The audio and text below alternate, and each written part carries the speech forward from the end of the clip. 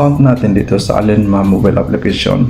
So i-check natin tong terms and condition, tapos itap natin tong update ID. So ayan, information updated successfully. So ibig sabihin update na natin yung ikama natin dito sa Alinma mobile application. So makakapag-transaction tayo guys. So pwede na tayong magpadala o mag-transfer ng pera. So itap natin yung login kasi makapag-login ulit tayo.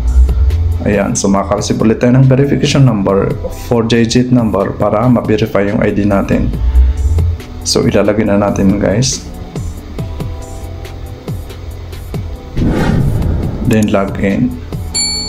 So ayan, open na natin yung account natin dito sa Alinma mobile application. So pwede na tayo makapag-transaction dito sa account natin. So guys, ganun lang kadali mag-update ng ID kama at personal information and address digitally online through the Alinma app. So sundali yung steps na